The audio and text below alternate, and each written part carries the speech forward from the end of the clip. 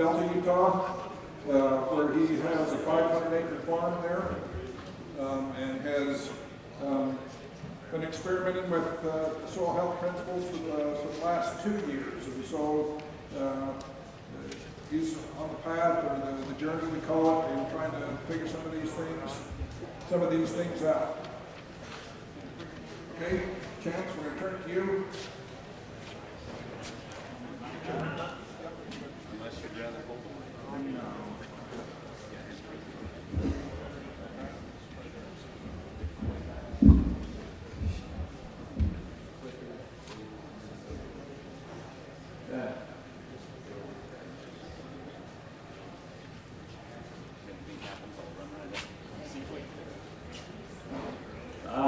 Well, I'd like to say thank you first and foremost to our sponsors. I think it takes a lot for them to get this put together. I know for me,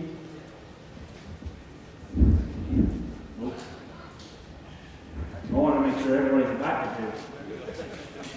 They're all back there eating. But I know it takes a lot for individuals on our sponsor side to get these conferences put together. We did one this summer that I was involved in Delta, and there's a lot that goes into it, but there's a lot that comes from it. And that's one thing I'm grateful for, is that opportunity to be a part of it. I didn't come to Tremont from Delta to especially tell you guys how to farm here in Tremont. That's not my responsibility. But I am here to share the same principles that Marlon talked about, that Brad was applying on his place, and how it's benefited me and my family. I grew up mainly in excavation. I moved dirt, I know how to tear dirt apart, I know how to stack dirt. But coming and getting married into the agricultural side of it, it was a completely different mindset for me.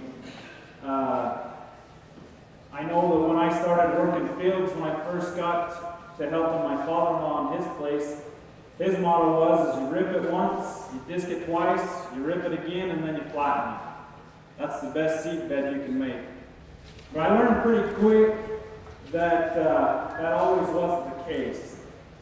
I mean, how many of us can live by this theory on our own operations? I think each and every one of us deal with a little bit of insanity. They told me that insanity was hereditary, is that we actually inherit it from our kids. And having 2 kids of my own, I can understand that completely.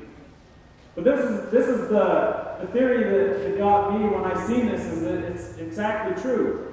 Is that day in and day out, we do the same thing over and over and over again, but we're expecting different results, are we not? I mean, we sit here, we might go to a spray meeting. Somebody might come and present something that has the latest and greatest to increase a half a ton per acre, or a quarter of a ton, if you simply apply something.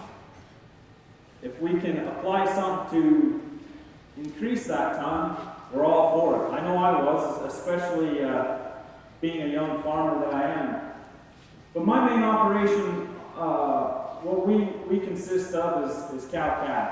We run 300 mother cows, and we run 500 acres to sustain those 300 mother cows, because we also background the calves that we raise.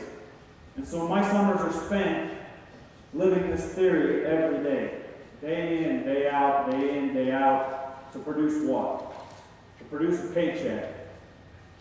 And it finally hit me a couple of years ago. I was introduced to soil health principles from a neighbor who had just recently moved into Delta. And now I know in agriculture, move-ins are not always the accepted ones in the community. They're coming in with new ideas. We've got the ideas that this has worked for centuries here, this is what is only going to work here. But on top of that, not having the background that I thought he had for this area, he was moving from Canada. And so of all places to be from Canada to move to Delta to bring soil health principles to me, I thought he was full of shit. Just making it simple. So I learned quickly that there was a change from this theory. is that I could actually step outside of my bubble and I could do something different that would increase my bottom line as a producer. Because we all know as cattle producers, our main goal is to effectively put a pound of weight on a set of hooves. And we can all see futures, we can see futures several months in advance to see what that's going to cost us or what we're going to get for that pound of weight before we even get the calf on the ground. And that's the scary part about being in agriculture, is that we as individuals approach the market and say, I have a product, what will you pay me for it? And it's kind of backwards, because I know when I go to Walmart, they set the price before I even pick the product up. I know what I'm paying for it, and they know what they're getting for it. So as producers, we have to become more economical. We have to break the mundane, the insanity. And following these soil health principles is what's done it for me. So I'd like to explain a little bit about how I got started, how effective it was for me. I'm even going to show you some of my failures. Because if we're not failing, we're not learning. And that's the most important thing behind these principles, is that you have to go beyond your comfort zone. You have to go out there and you have to experiment. I think Brad did an excellent job explaining about what they do on their place. It might have been mockery at one time, but I'm pretty sure that there's fellow producers in his area that are looking up to him, wanting to know what they can do to increase their bottom line, because I know I've got it in my area as well. So what I've done is, like I said, I've got 300 head of mother cows. And when I started learning about these soil health principles, I started to understand that these aren't just baby producers, but they're also tools. They're a tool that I could use to manipulate my bottom line. And when I realized that, I started using them as tools. And so we learned about the 5 principles about minimal disturbance,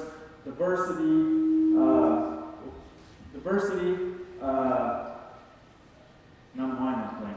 But anyways, about adding diversity. And this is one way I could add diversity into my soil system, was by adding cattle. Because as producers, and Brad pointed out very clear, is that we've always related cattle machinery to compaction. And so we remove those cattle from our operations, thinking that we could do it better through synthetics, from these latest and greatest products. So what I've done in this particular field here, how I got started, is I did start with a soil primer or a cover crop. This particular field was planted with a 15 species mix. It was grazed, but as you can see, it's kind of hard to see. But right here, the cover crop's completely gone. I have no armor on the soil.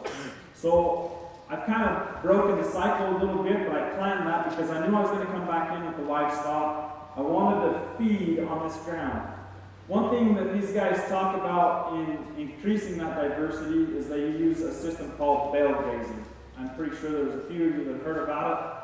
This is my form of bale grazing, is that I would take my feed wagon, and I'd start on one end of the field, and I just laid a ribbon. I didn't lay a solid ribbon, just pounds, 50, 60 pounds of feed down that field in a straight line. And then the next day I'd come back, and I'd move over, and I'd feed right next to wherever the residue was laying, so that I could create the armor with these cattle. I was leaving hay residue, I was leaving urine, I was leaving manure, everything that soil needed to get started the next year. And this is what the result I got, is after the first year, with integrating cover crops and cattle, my soil went from looking like this floor right here to aerated soil. You can start to see wormholes, you can start to see, organic matter. And with that, I was also able to increase the following year's production in that crop. My father-in-law, he's been stuck in his ways. He's 68 years old. He's got the mentality of it's only been done this way, this is the way it's going to be done. He's been against the idea, but is now starting to come around and realize that, hey, there's something to it. So after I had grazed off the cover crop, and I'd come back in and planted. I planted a spring mix with triticale. It was a three-way mix with clover. And I'd sent my father-in-law out because I'd grazed and fed on 15 acres and then left 30 acres that I didn't do it on, that I didn't feed on. I sent my father-in-law out to cut the three-way, and he got done cutting the three-way, and he come back to me and I said, so what did you think? He says, well, I was impressed with this simple notion is that when I got to the field that had not been fed on, I could cut a full swather width.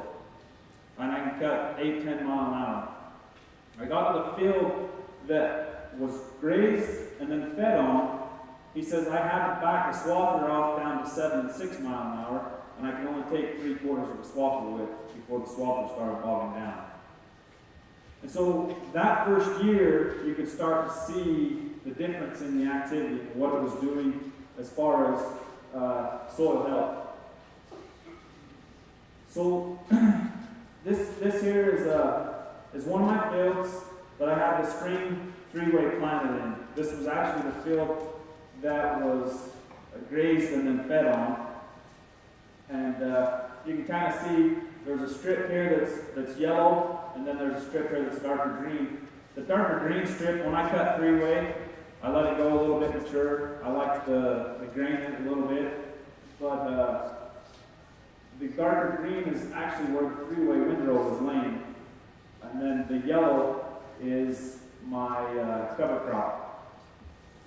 And so I planted the three-way, planted the cover crop, and this is what it looks like up close with the different species. I've got canola, I've got collards, I've got radishes, the three-way, rye, forage corn, millet. I have everything. When I called my seed rep, I says, look, let's get going with this, let's do something, let's get crazy. Go ahead. Okay, the question is if I'm under irrigation. We're all flood irrigation.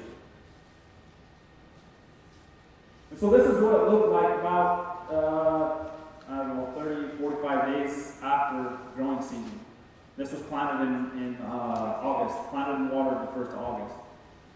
So that's a typo, it's supposed to be 15. I had 15 different species planted at 47 pounds the acre, and my cost was $37.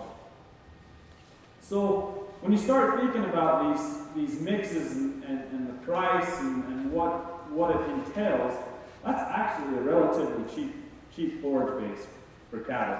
And I'll go in a little bit later and explain, what my costs were on this. I know you start comparing it to a standard three-way mix or an open barley mix. You can't really compare it to that because it's a whole complete different system. This is not only putting seed in the ground, but you're feeding your microbial bacteria, your fungi, your protozoa, the function of life. The things that tick. So you're actually getting more out of it than just what you see on top. And so I had 120 acres. It was my experimental ground. I know a lot of guys say when you get started out, try 5 or 10 acres. What do you got to lose? Well, I had everything to lose because it was one of those things where I had to look at different scenarios to effectively keep up with the market. And so I went gung-ho. I went 120 acres the first year. The results were as I've gone from 120 acres to 500 acres now. Everything I have has had a cover crop in it. Majority of my ground's hay ground. I know Brad talked about what they're doing, interseeding cover crops into 3rd and 4th hay. I had some weak stands of hay. The spring, I plant three-way mix into it. I cut it, I bale it. Had some that I've gone in before second crop. I planted a warm season mix in there with Sudan, soybeans, another 15 different species in there, and I'll show you a little bit about what that's done. But you've got to get creative in these. You've got to start thinking out of the box because that's where we're going to get competitive in the bottom line. I mean, it's no different than the commodity markets. it's no different with cattle. We're all based on future, we're all based on pricing. We've got to control what we do to make a living. So, like I said, this year I went gung ho. Everything I had a cover crop in it. Was it the best? Some of it was, some of it wasn't. Now what excited me is that this field right here was a field that has laid fallow for 5 years. And I think in the 30 years that it's actually been in production, it's had 3 crops in it. It's hard clay ground, it's alkali ground. It just really wasn't productive. So my father-in-law, he's the one that broke it out of brush, farmed it 2 or 3 times. I got on the place, we had some extra water, I put a 3-way crop in it, and then it sat fallow for 5 years. So it really hasn't had much as far as farm production goes. But if you can notice the size of those olive leaves right there, I mean, the picture doesn't even give justice, but I mean, small elephant's ear is how big those things got.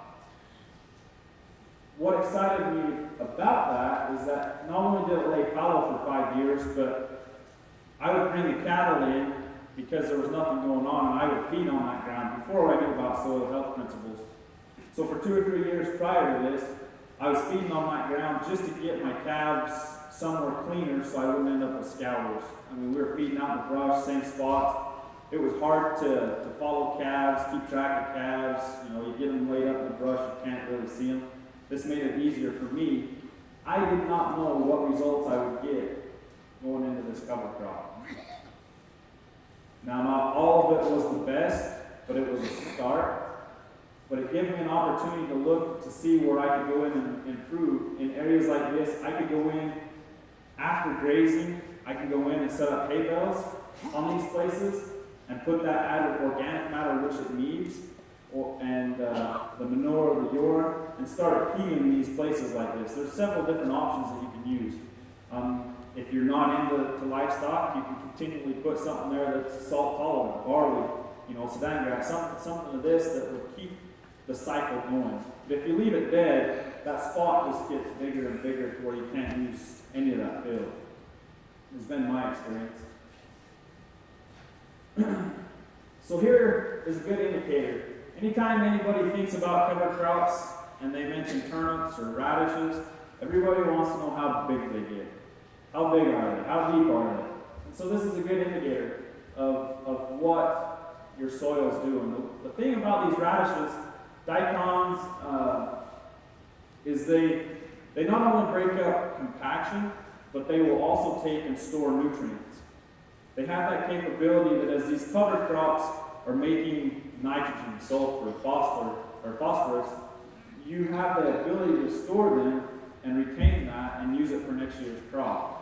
So that's also a good sign when you start seeing these radishes get big, is that you're building a lot of nutrients that you can use in next year's cycle. But what stood out to me in digging up these radishes is that every one of these radishes come out of a different field of that 120 acres. See, I've got a pencil-sized radish here up to where it's 2 or 3 inches around, a foot deep.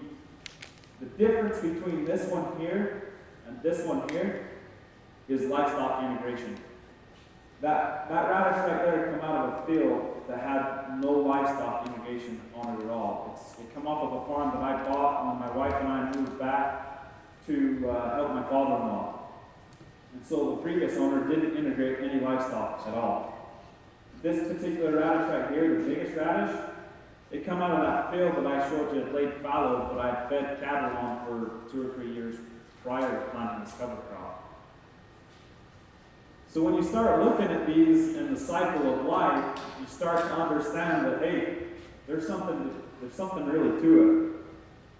There's something there that we don't understand, but Marlon did a great job in introducing soil function and biology. I think there's only 2 people I've ever seen get interactive with fungi and protozoa like he did, and that's him and Ray Archuleta. So I got to hand it to him on that one.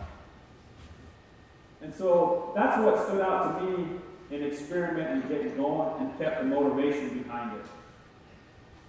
Now, given the fact that this is 45 days into it, if I would have found a different model to stand out there to show you the growth, I would have done it. I'm not the best choice. I agree.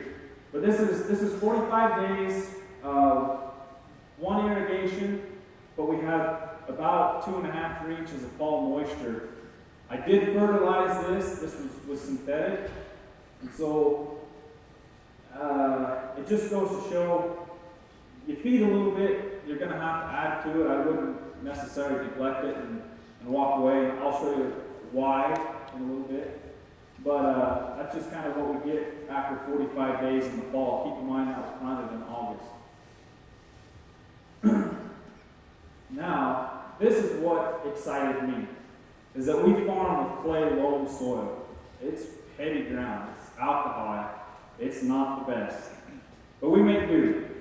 So this picture here is a spade full of dirt that I've gone out in this cover crop field after a rainstorm. I'd irrigated probably about 30 days prior to this, and so the top 1 to 2 inch was dry, and then it ran into where I had irrigated. But if you can look from the top to the bottom of that spade was in there, there's not a dry spot in it. When I walked to this field, you would pick up the clay on the bottom of your boots, and that crust, that dry crust that's there in the field, or walking to the field. So it's evident I didn't have any infiltration outside of my field. But as soon as I got there, there is not a dry spot from top to bottom on that clod of soil. I've also got, you can see earthworm activity here, earthworm here. Like Gabe Brown says, I couldn't afford to go fishing because there wasn't any earthworms on my place to go fishing with. But by introducing these cycles and starting to bring back what these biology need, we start to see them show up quite rapidly. For some reason, they communicate quite well with each other. I don't understand it. I'm not out in the field at night when these earthworms are eating corn like Marlon showed. So I'm not a worm whisperer, but it happens. Here's just another picture. After the first year in that field, I was out moving my hot fence while I was grazing these cover crops. The organic matter that's there, the water infiltration, the earthworms, all that's there, the beneficial side of it. Again, this is not a good picture because I am not the best model, but this is the only one I had, so we will use it. The reason I chose this picture is because of this piece of rebar right here. I was using rebar on my hot fence. It was cheap, inexpensive, but that was 4 feet long. And with that rebar, in this cover crop, this is in the field that had laid fallow for five years. So I planted in, and I was showing them the collards, they get massive. This is the residue burned down, if you want to call it that. After frost, cold, there was a light snowstorm on this. It's matted down on the soil surface. But I was able to take that 4-foot piece of rebar. I had a gentleman come out and look at my fields there in Delta. I was able to take that rebar 3 feet in the ground, just pushing it with minimal effort. Now, albeit it is in the winter, the ground's wet, it's moist, but we went from my field to a neighbor of mine who, he raises Sudan grass, he runs some other cows, he runs out there with I do, or with me, but he takes and raises Sudan grass, and then he what they call windrow or swath grazing. So he'll lay the Sudan grass down in the windrows, and then every day he'll move his cows across the windrow. So we went from my field, pretty much the same condition, no cattle, might have cover crops. We went to his with the same piece of rebar. It wasn't even an eighth of a mile down the road, same type of soil, and we were pushing rebar in his ground, on ground that hadn't been grazed on, and we could only go 6 to 8 inches deep. Now keep in mind, when these fields were prepped, he ran a deep ripper through it, he ran a disc across it, he laid it down with a harrow, and he planted it. The only thing I did to prep my ground after 5 years of fallow and cattle irrigation is I used an airway. I don't know if any of you are familiar with an airway, but it's a machine that they use to aerate pasture with. Tines on it vary depending on how much they're used, from 8 inches to 12 inches long. I made 2 passes across this field, and it felt like concrete. Every feeling I had in my tooth popped out. It felt that way anyways. But I was this close to going to the house and hooking up the deep ripper and trying to rip it and get my way through it like I normally do. But I called Jed up. Jed's the one that made my mix, and I says, all right, I've got the perfect place to try these radishes. I says, I airweighed it, I'm tempted to go get the ripper, but I want to try it. I didn't hook up the ripper, but I was able to get the best results on this ground with minimal disturbance. You know, these principles they talk about, you hear a lot of these advocates is, don't disturb the soil, don't touch it, don't do anything. You have to get started. You have to get started somewhere. If reducing tillage means you go from running a disc and a ripper and back across it with a disc and a harrow to going and maybe just disking and running a harrow, you're reducing that tillage. If you can go the next year and just get across it with an airway, which does very minimal tillage, you're reducing tillage. It's a start, ease your way into it, but you'll find that after the first year going in with these biological primers or cover crops, that you can go no-till relatively quicker than we would imagine we could prior to knowing these soil health principles. So here it is, my first day grazing. I had 156 head of cows on this particular field here. It was a 20-acre field. This 156 cows lasted 15 days on 20 acres. It was a start. It was a good start for me. Here's another group of cows on a different field. I had 111 cows on this particular field. And I wanted to show just kind of, these cows hadn't been on this field for, I think this is the second day on cover crops for these two, or for this group of cows. And once they got acclimated to eating the good stuff, they dug right through the snow. The snow wasn't a problem. And then here's just a little bit deeper snow. You know, they're out there, they're doing their thing, their natural habitat, they're content. So I had 111 cows on this particular instance here. I had 111 cows, and I moved my fence an acre a day. And that's all they got, and they were content. I mean, you can see the body condition, they're fat, they're low in fat, they're happy. I haven't even seen a dairy cow in California look this happy. And I've been there. So this is the bread and butter for me. This is where I start looking. This is where it makes sense, it makes money. If I can make a penny a day, I'm making money. I'd like to make more than that, but a penny above of cost is profit. So I tested my feed sample January 25th, the middle of winter, this field right here where these cows are on. My protein sits at 13%. So going into third trimester, don't quote me on this, but I think around 12%, you're doing pretty good for calf production, to get your calves going, cows are healthy. There's no mineral supplementation at all. I mean, these cows have been on cover crops for several weeks now, and they're doing good. Another thing I started to notice is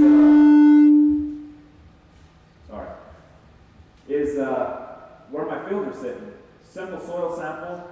When I first started, this field sat at 8.1. That's pretty high. After cover crops testing, I went from 8.1 to 7.6.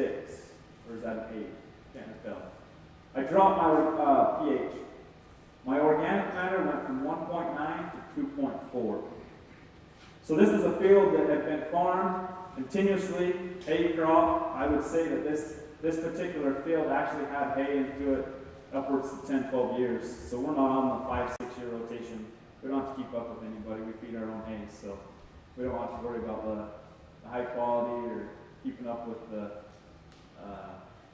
Roundup Ready fads that everybody does. So that was one thing that interested me. This is the field that had laid fallow for 5 years, showing you what the cover crop did, how the cover crops got big, and the residue that's laid down. I went from 13% in a field that had been farmed continuously to 19% protein in a field that hadn't been farmed continuously but had been fed on. I don't know how, I don't know why, but getting that biology, getting what it needs, feeding it right, actually increases from the ground up. And if you can increase the quality of feed, you increase the healthy lifestyle that these cows live. Whoops. So in this particular field, I started out at 8.2, brought it down to a 7.8. I was able to go from a 1.4 to a 2.4 on organic matter. There's a lot of people say that can't happen. It's the soil test. I read what's on the soil test. I don't argue with it. That's what it says. So this is where I noticed where I started making money. On average, it costs me $1.50 per day to feed my cows when I'm running hay. Going to cover crops, feeding cover crops, grazing cover crops, I cut that cost nearly in half the first year, from $1.50 to 82 cents. Now, my calculation is I was running probably about 1.5 tons to 1.75 tons dry matter after running the calculations on these cover crops. Now, if I'd gone in, planted in, let's say June, July, got more growth, I could have probably cut that cost on my cattle just due to increase in feed from 80 cents to 40 cents. And so when you look back at that slide where it's costing you $37 for these mixes, it may cost me $37 up front, but if I can gain 80 cents per head per day on my operation, it's more than paid for itself sevenfold. Because what it does is it not only feeds my cattle, but I'm feeding my soil, which in turn, I lower my input costs on fertilizer, fungicides, herbicides, pesticides. And then I get to see the bottom line increase. And consensus is 100% of cows prefer cover crops over hay. And that's unusual on my place, because as soon as the tractor fires up, then cows are bawling. They're looking for hay, they're looking for something. And it didn't happen this way. I can tell you what, I've never been able to see disappointment in a cow's eyes until you pull out the feed wagon and they're done eating cover crops. They bawl like a kindergarten. It is pathetic.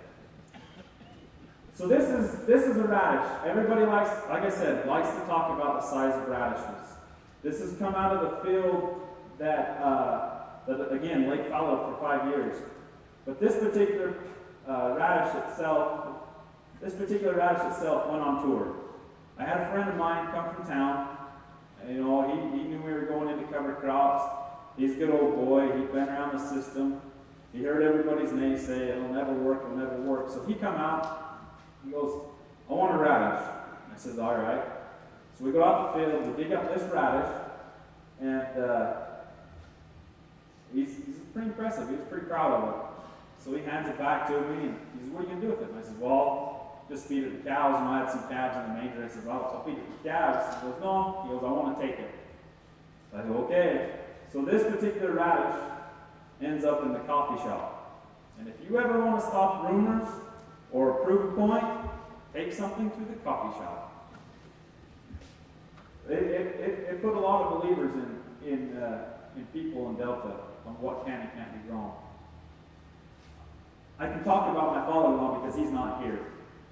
He was one of the strongest naysayers because he grew up in Delta, he farmed in Delta, he knew how Delta functioned. So when he started seeing radishes, and especially radishes that size grow, he was amazed. So he had a friend come from St. George, and we again dug a radish up, equivalent to that size.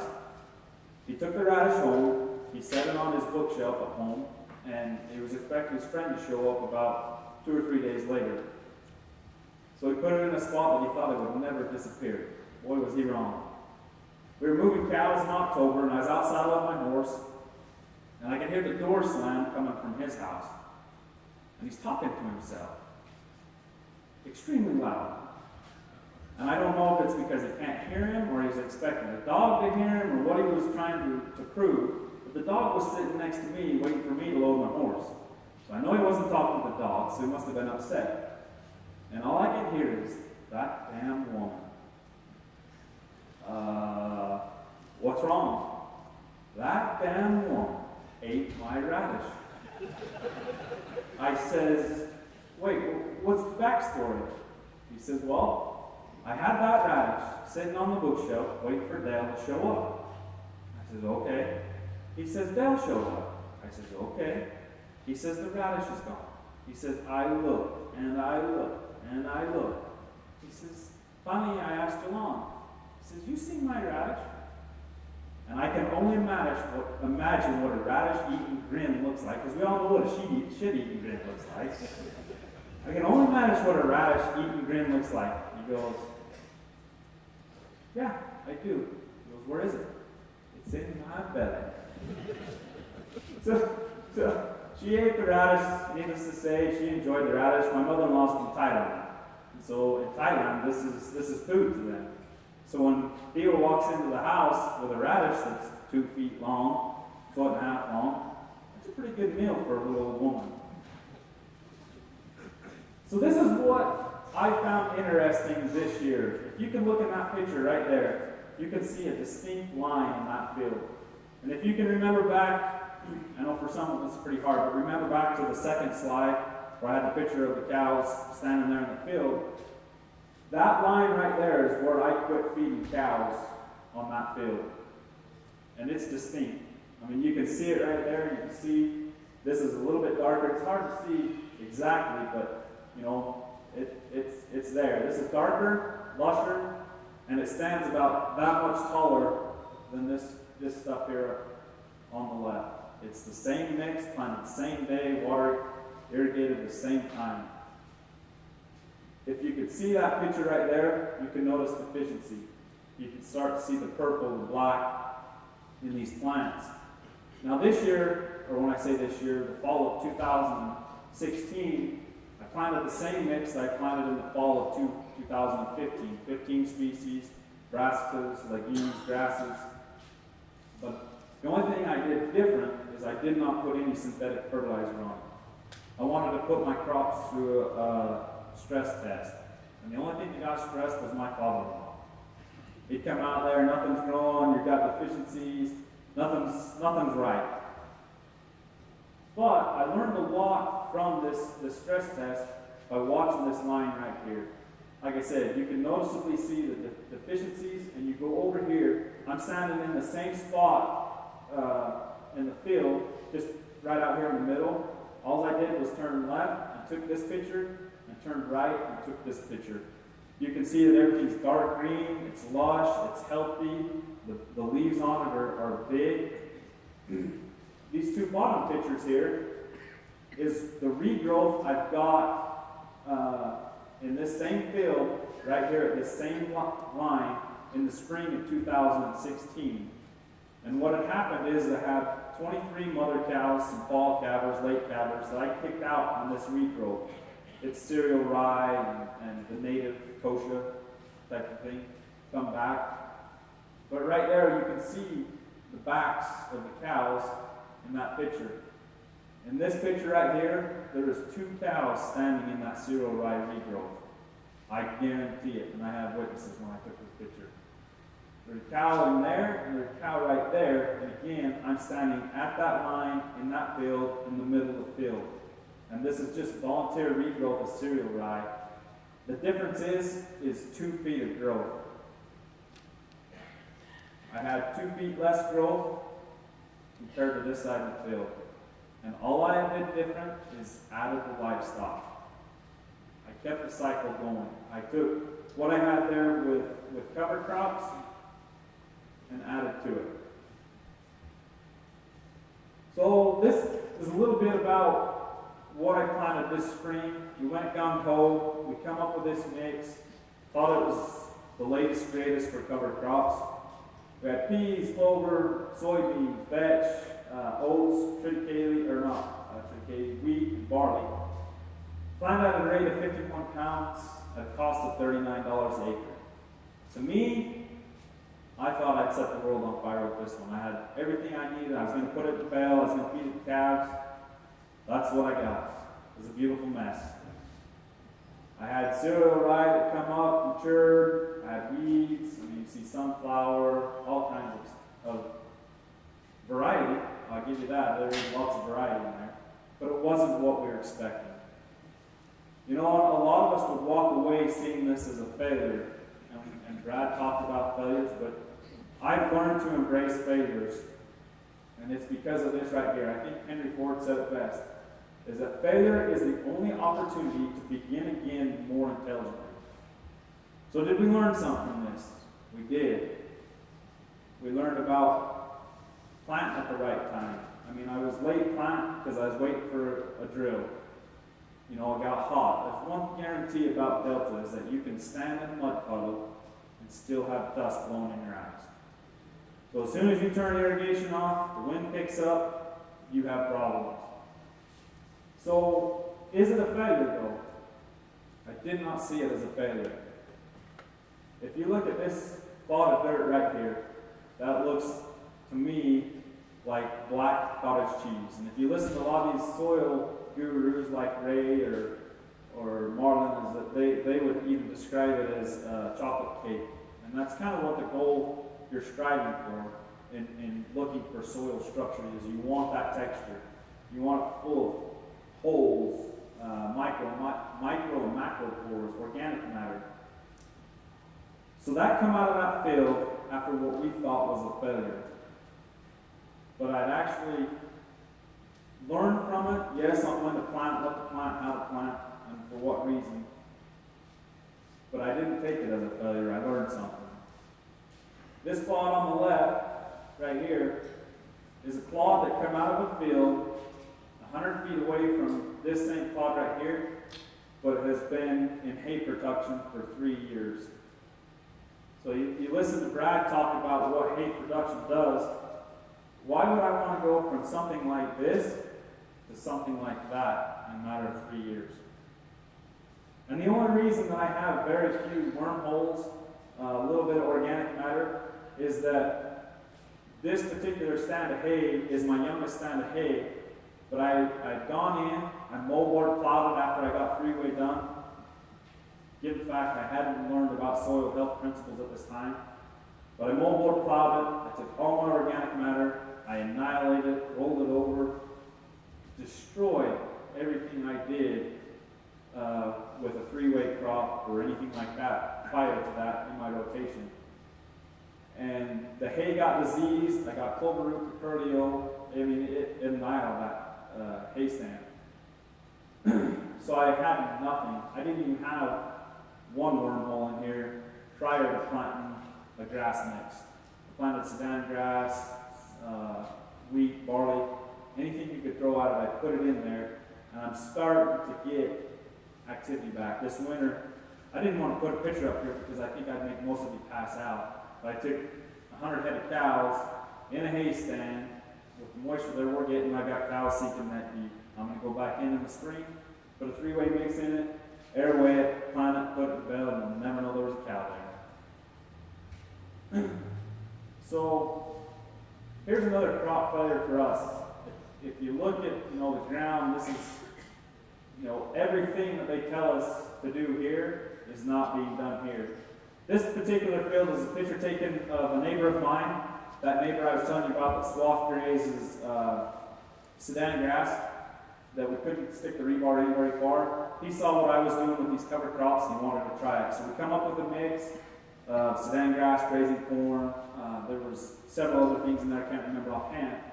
I says, all right, what you're going to do is you're going to do it less compared to what you did before. So what do? You did more. You come in and you airweight it in the spring, you come in and run a turbo chisel across it, and then you come in and airweight it, and then you come in and harrow it. And this is the results you get. And then he calls me up and says, hey, what's the deal? So I went over and this is what I saw, is that there's no armor on the ground. It's 100 degrees outside. And so to get anything to grow, especially these smaller seeds and these cover crops, is just asinine. You're not going to get it. So don't go out there thinking that you're going to study these principles and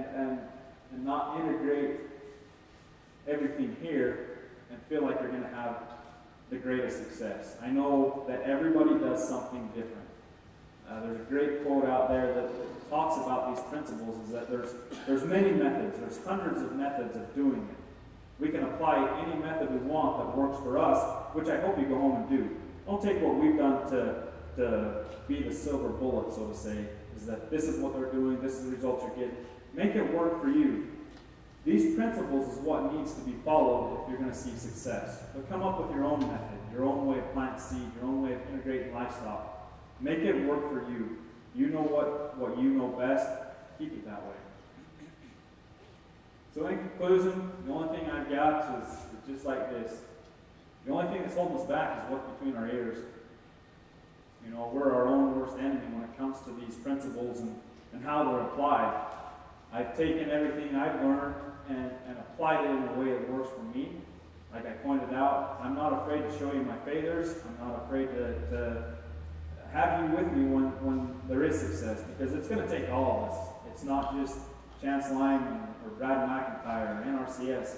It's us as a community, because what happens is like we talked about in feed value, is that we have the capability of not only increasing the health in our soil, but us as individuals as well. If the old adage is we are what we eat.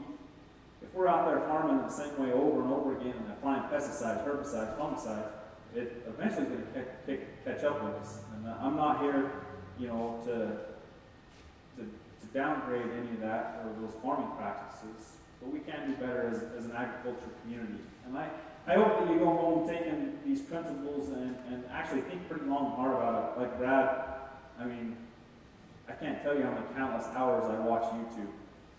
But given the fact the only option my wife likes to watch is keeping up with Kardashians, I'd rather keep up with Gabe Brown and Ray Archuleta and these guys that are doing something that's actually beneficial. Not putting anybody down, but I do appreciate the opportunity to be here in Tremont. I'll be here all afternoon if you got any questions. Feel free to ask me. I'm not afraid to talk. Most people know that, know me, know that, so I thank you.